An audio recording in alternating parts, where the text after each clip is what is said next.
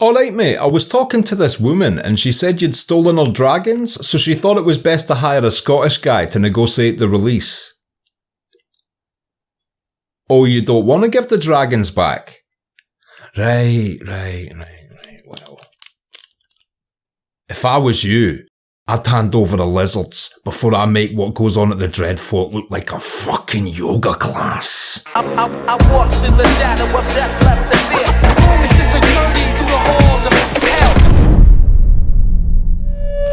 Yes people, what is good? I am BA, back once again with another reaction in the Game of Thrones series. This is episode 7 of season 2 and it is called A Man Without Honour. Last episode. I would say we got like 3 main segments to last week's episode. So first of all there was the Jon stuff and meeting Ygritte out north of the wall, and then there was Theon and the Greyjoys capture of Winterfell, and then finally there was Daenerys in Qarth and the stealing of her dragons. It was quite a few stupid decisions getting made all round last week, to be honest. You know, Jon not just instantly executing Ygritte. Yes, it would have been harsh, but wildlings are the sworn enemy of the Night's Watch at this point in the show, so it would be completely understandable. And then Theon deciding to take Winterfell, which of course is the stupidest decision of all time. But even Daenerys letting the dragons out of her sight for a minute seemed like a bad strategy. I know they were heavily guarded, a bunch of her guards got killed, but when the dragons are the sole key to your future empire, you would make sure they were surrounded day and night, or even put in a public square then surrounded day and night, so no one could really steal them because there'd be hundreds of public witnesses, for example. And we also got the legendary Jaqen H'ghar's first kill of the season, absolutely professional, 1 dart in the neck, 1 down. So yeah, I'm really looking forward to getting into this week's episode, so without further ado, this is episode 7 of season 2, A Man Without Honour. Let's check it out and see what it's saying to it. The little boys. I was a little boy when I was torn away from my home and brought here. So I kept my word. When did Bran give you his word he would not run away? What fake oath was that you just pulled out of your arse, Theon? And Ned Stark always said 500 men could hold Winterfell against 10,000. That's what makes this even worse, you know. Theon his whole life has learnt about Winterfell's defences, entry points, etc. He knows that hold better than his own. Even though if you ask me, that is his own hold. He is essentially attacking his family home right now. People all love you. They would have given you whatever you needed. And if Theon found out, he'd hang them. The boy can't survive on walnuts. I bet you the guy that played Hodor got some serious back issues after filming this show, especially as the actor who played Bran grew. Jack and Billy, they'll give us some food. We can't risk it. Billy climbs a tree better than anyone. He's trying his best to act, bless him.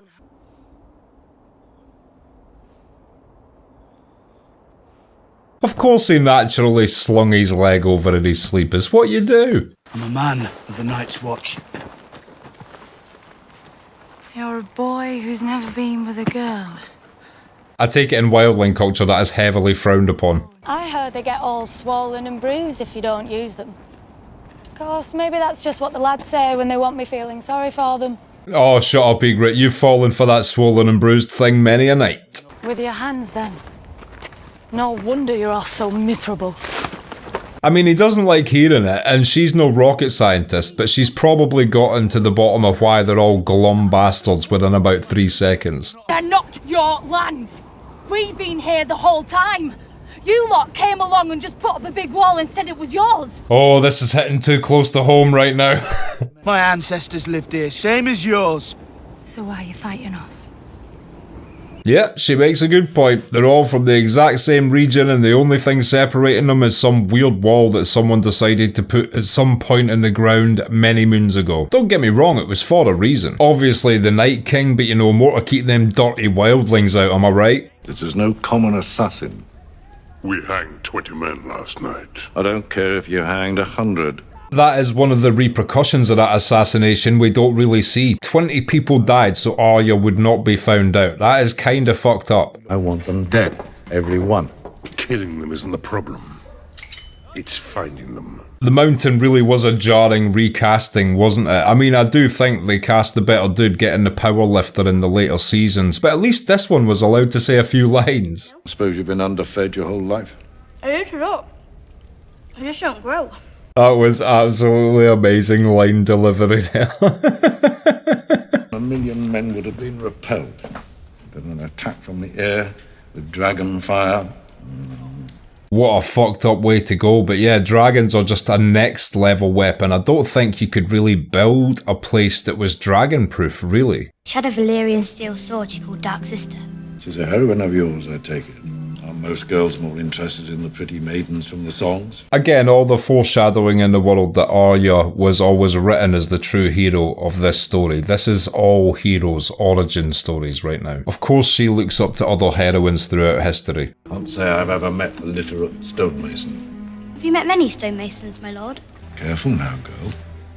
She was rolling the dice there, choosing to be a little bit rude to him because he was being perfectly cool with her. She didn't need to show that little bit of resentment in her questioning there, because surely that'll just raise his suspicions. You're too smart for your own good.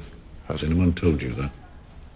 Yes. I can see why Tywin really likes Arya as well, man. I bet he wishes he had a daughter like this. You were so brave. Brave? A dog doesn't need courage to chase off rats. It's true, to Sansa that might have been bravery, to an absolute brick shithouse like the Hound, that was essentially swatting a few flies. You'll be glad of the hateful things I do someday when you're queen, and I'm all that stands between you and your beloved. Yep, he's 100% right. He has got what's in him to be prepared to do the hard things in this world. They're more valuable than anything in the world. Shall we look inside my vault and see what selling your dragons would buy me I cannot buy already? Yes, let's look inside the vault. Let's look in the vault right now. I'm pleased you actually brought that up. I haven't seen inside the vault yet. Let's go. Many times in my life, I don't care where you've been. She has got no time for his silver tongue this episode. Give her back the lizards. You think we're savages because we don't live in stone castles. We can't make steel as good as yours, it's true, but... Do you think all that is really on screen right now? What an amazing place they found to film if this is a real location, background and everything. Just looks incredible. Wake up when you want to wake up. Build yourself a cabin and find a woman to lie with in the night. Can't knock the wildling way of life, it does sound so peaceful. In this day and age especially, I wish there was just an option to just go and live as a wildling still. You know nothing, Jon Snow. I appreciate her saying that to him there, that one time. The fact that she continues to is not only bullying, but I feel like it's a little bit hacky writing to give one of the characters a catchphrase, because it's such an unnatural human thing for a normal human to have a catchphrase. And if they did, you'd think, wow, this dude is not getting invited back. Have the men build him a new pen. Put him in with the Kingslayer for now. Such a shame. Robb showed this messenger so much respect and understood that he was just conveying messages. There was no need to take out any personal grievance on him, but then he puts him in a cage with Jaime Lannister and yeah, that doesn't really work out too well. I mean, he fucks his own relatives, of course he's prepared to kill one. Some are easily replaced. But some are not. I need silk for stitching. Did it have to be something like silk to make stitches back in the day? Couldn't you just do that with a piece of cotton, or that shit just wasn't good enough? The crag will have a Meister, and he will have what I need. I expect he will. Okay, she pronounced it Meister. What is with that continuity? Is it Meister or Meister? We've heard it pronounced two ways. She makes it sound like he's a little bit of a whimsical guy who probably partakes in a little bit of vaudevillian song and dance. I definitely prefer Meister as it's closer to Master, and Meister sounds fucking stupid. I'm looking at spending the rest of my life being treated like a fool and a eunuch by my own people. Well, don't worry, you get treated like a fool and a eunuch anyway, my friend. Every man here until I have both those boys in hand. And once I've got them, the pampered little shits. Listen to him. I can't even believe these are the words coming out of Theon's mouth, man. He spends a few days with some Ironborn and he just lets them infect his brain this badly. I think I found what we're looking for.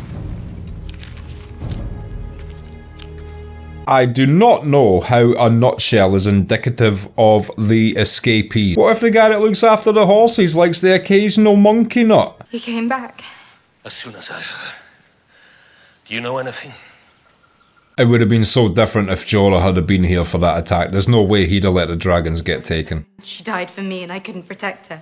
There'll be a lot more of that in this show, Daenerys. Get used to it. She must be dead too.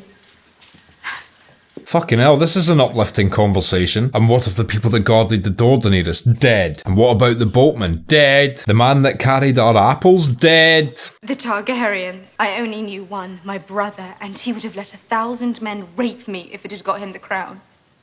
He would have done. That is what they said about that guy. He was a character, that guy. He did say he would. Wait, what? That's what my brother believed, and he was a fool. He was. A liquid gold crown-wearing fool. I hope they took the gold back off his head after they killed him. He was not worth that gold to be buried with it. You were too young to be so. And you were too familiar. Forgive me, Khaleesi. I rag on her a lot for the foreshadowing of what she becomes, but in this scene, completely understandable. How could she trust anyone when everyone knows the dragons are the most important thing to her, and somehow they're gone? That would leave her to suspect anybody still alive. How long till we get back to your crows? We're close.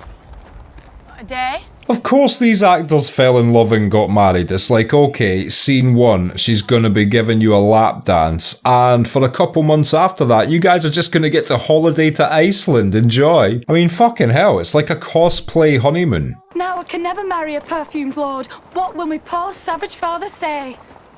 Turn back around. I like how he hid his smile there, but even he is seeing the comedy in what she's saying here. Are you that afraid of it? That's enough. Well, it's nice.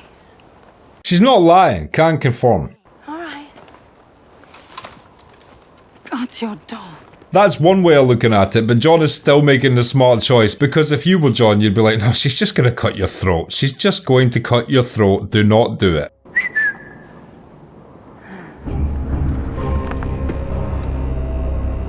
But I can't criticise Jon Snow for this scene because he did nothing wrong there, except for letting her escape, but that was more due to her savvy than his stupidity. He was keeping his eye on the ball and didn't fall for her shit, but she still escaped anyway.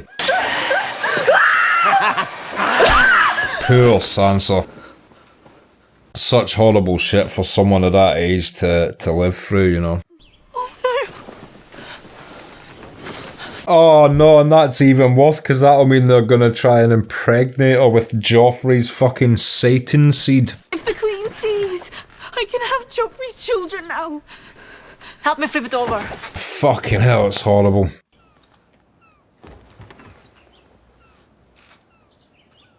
I would kill that woman straight away. Gotta kill her. Sorry, random woman, you have to die. Don't say nothing to anyone. Do you understand? I'm gonna sound horrible here, but in the ruthless world of Game of Thrones, she should have killed that woman. Can't trust anybody. Your mother might have prepared you. And after all the good the Hound did, he straight away went and told Cersei. Wow. You would have thought the Hound would have kept that secret. Joffrey's always been difficult. Even his birth, I laboured a day and a half to bring him into this world. Totally not worth that pain, Cersei. You went through a whole bunch of nothing right there. Whenever my time was near, my royal husband would flee to the trees with his huntsman. Strange tradition. So Robert operated like a house cat and brought you dead mice, basically. At least he was trying to give you an offering in his own barbaric way. You may never love the king, but you will love his children. Yeah, that's one thing to take away from it. She will always love her children, but imagine if there's like any hint of Joffrey. Imagine if they had kids and there was like one of them that was just clearly 50% Joffrey genetics and he was an evil little shit or something. You'd be like, oh, not again. So happy that boy didn't have any children. Love no one but your children. On that front, a mother has no choice. What makes it worse is, it's not that she's lying. This is the same pep talk Cersei gave herself to get through a loveless marriage with King Robert. It's just horrible that she's bestowing that upon Sansa. Like, that's the smart route to live your whole life in a loveless situation to begin with. You'd never squired for anyone before. That's right. I ran up and volunteered. You know, let me, my lord, let me. Look how much this soon-to-be-dead guy actually worshipped Jaime Lannister. He was so eager just to even squire for him. Most of my squires, they mean well, but young men with big jobs, they tend to overdo them. Shocking to me in this scenario that there isn't a guard posted directly at their cage for 24 hours. He is the most high-profile prisoner in the entire camp. You would have 3 guys on 8-hour shifts making sure he didn't go anywhere, no? Seems like really shitty security. I'll remember it all until I die.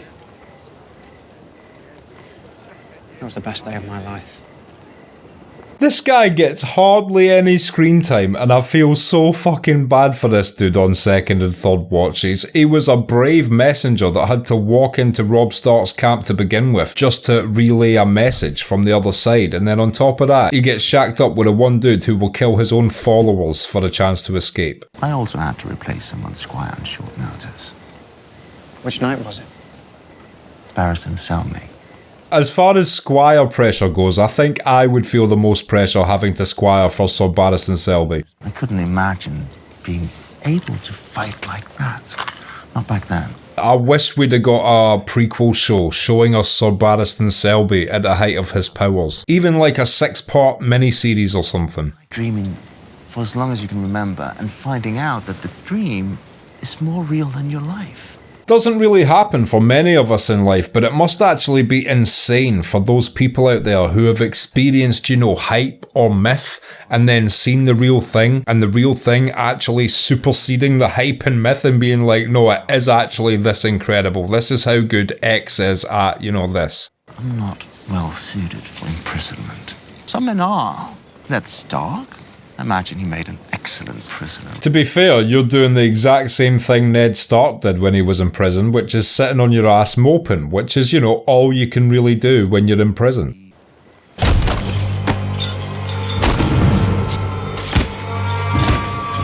I can't believe we all like this guy by the end of this show. I mean, so far he's fucked his sister, pushed a child out of a window, and killed one of his loyal followers who used to squire for him.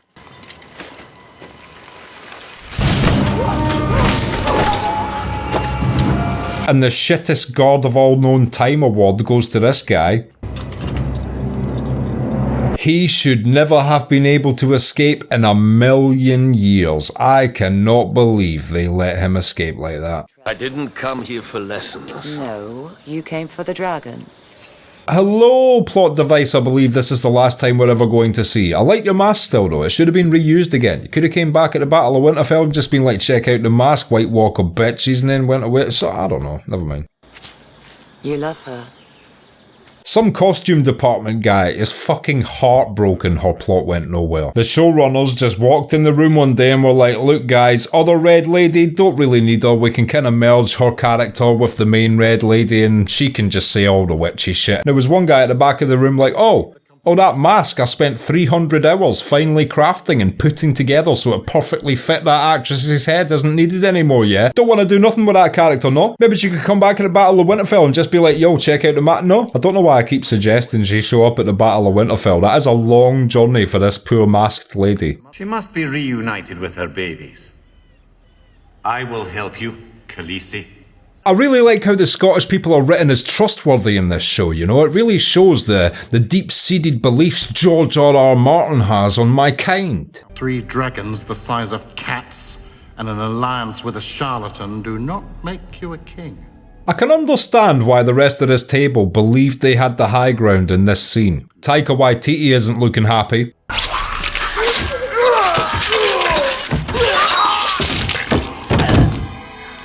Now, I haven't appreciated the stereotypes so far, but you have to hold your hands up when something's true, and, you know, the Scottish do duplicate ourselves when we kill.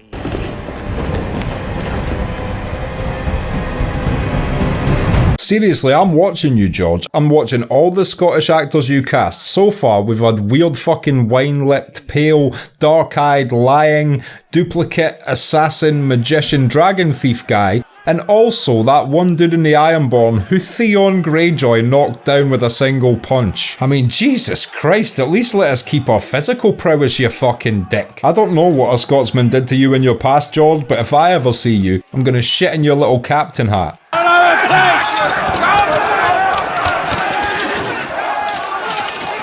And I guarantee Jaime, at this point in the story, doesn't shed a single tear for the fact he's just killed a guy for no reason. If you try and stop me, you will strike me down.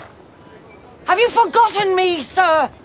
He's too big of a chess piece to just execute. Catelyn is right, and she has been through a similar hardship, but she understands that in the bigger picture, he needs to be kept alive right now because they still have the Stark girls at King's Landing. Wise men do not make demands of kings. Fathers who love their sons do. I will have his head. Yeah, but if everybody let personal emotion and shit get in the way of oaths, etc., everything would go to shit. There'd be nobody manning the wall, there'd be nobody loyal to their kings or their lords, etc. Loyalty just means nothing at that point, because one day you could wake up in a bad mood and just think it's cool to kill them or whatever. When do you light your own candles? Since I decided that I can't stand to look at any of my handmaidens for another instant. Sounds like the typical friendly shit Cersei would do. We'll rain fire down on them from above. You're quoting father, aren't you? And why not? He has a good mind for strategy, doesn't he? It's not the dumbest strategy by Cersei to rely on this wildfire, it's just there's components to it that Bronn was bringing up that she's obviously not thinking about. Like, what happens if one of the barrels you're about to launch blows up on your side, lights another set of them on fire, then your city's on fire while there's a fight going on? There's just a high chance the shit gets really messy. If we can't control him... Do you think I haven't tried? I don't think you've tried that hard. And if you try and doesn't work, Tywin definitely knows how to rein somebody in like Joffrey. So why not just appoint Tywin to just make sure that he does a good job as king? This is the price. For what we've done. For our sins. Well, I mean, yeah, you're lucky he isn't born with a third eye. It's the saying. Every time a Targaryen is born, the gods flip a coin. That's the kind of unpredictability I want seated on the Iron Throne. Gonna do that every time. Season 8, haters. Every time. Oh, you didn't like Season 8, did you not? Well, Daenerys was a fucking psycho from the start, okay? You called your kid Daenerys, thought she was gonna save the world, now your kid is named after a mass murderer. Always wait till the end of a show before naming your kid after one of the main characters. The more they drink, the angrier they'll get. And when the Karstarks draw their swords. What's mad about this is, you would think there would be generals keeping order amongst their individual units, which is why I'm assuming that armies are regimented like that, so you don't just get a bunch of dickheads that get a bit drunk and unruly and then just make decisions for themselves, because their generals are enforcing the will of their king or their lord, etc. But this army seems to be completely generalless when Robb isn't there. Come to say goodbye, Lady Stark. I believe it's my last night in this world. Is that a woman? I completely forgot that was Jaime's first line of dialogue towards Brienne. Protect the innocent, defend the weak. And what if your father despises the king?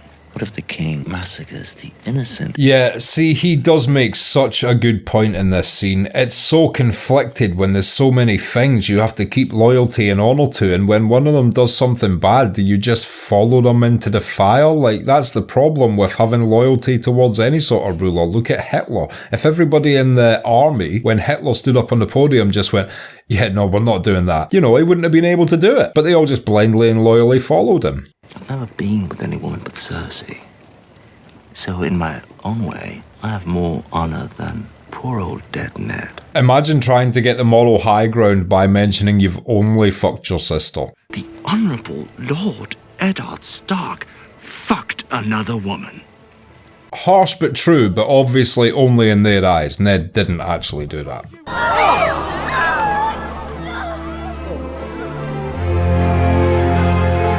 It's not them, it's two farm boys. I've seen it before. It's not actually them, don't worry. It's only two farm boys. It's not actually the Stark boys. Oh, you haven't seen this show before? That's a shame for you. I've seen it before. That was my impersonation of the guy you never want to be sitting next to on a sofa there.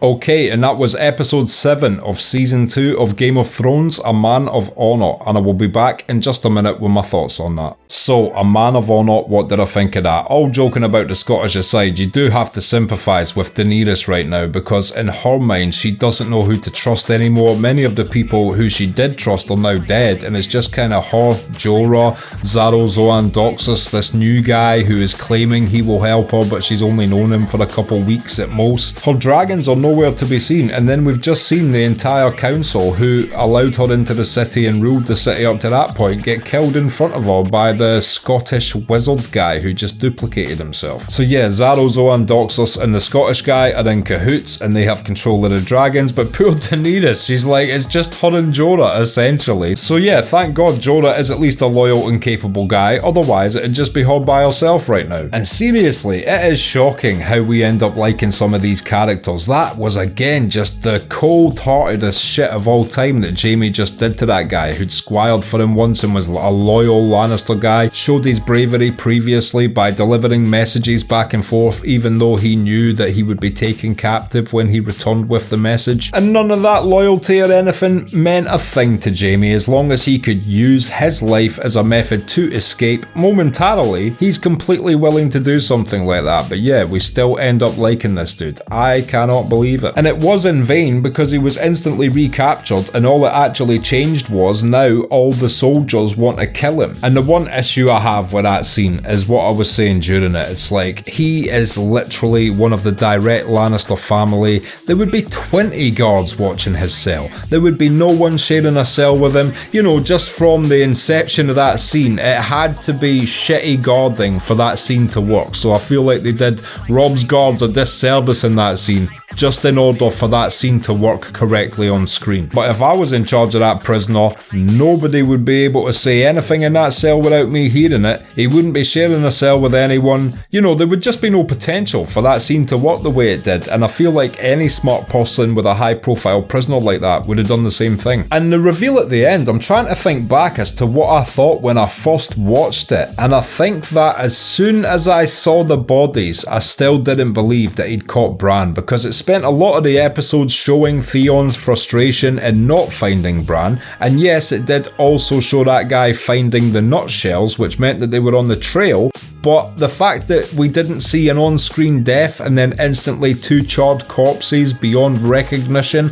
I think when I first watched it I was still like, that can't be them. You know, I don't know if any of you guys were different. Let me know in the comments if you were like, holy shit, he's just caught and burned both the boys. Still shocking, he actually took 2 boys from anywhere and burned them alive, but obviously we're just thankful it's not Bran and Rickon. We don't know them other guys, they can burn. And we also got a quick scene of Cersei and Tyrion discussing the wildfire, just keeping that thought in our minds, knowing that this is where this season is going towards. It's just a constant reminder we're building up to this great battle still, even though this episode we didn't get any Stannis. Season 2 really is incredible though, and I find this so far like one of the things you can still get more and more from upon multiple watches. I've noticed it especially with season 2 thus far, and I can't wait to see next week's episode as always. If you've liked this video, click like, subscribe to the channel to see more videos like this, ring the bell to be notified as to when they drop. If there's anything you want to talk about, comment down below and share this around to anyone you think might appreciate it or want to watch these reactions along with us. My Patreon link is down in the description. If you become a patron, you get access to my blog, you get access to these reactions I put on YouTube a month and a half in advance, and you also get access to full-length versions of everything I react to. So consider becoming a patron, it helps me and my channel out so much, and until next time, I have been BA, peace.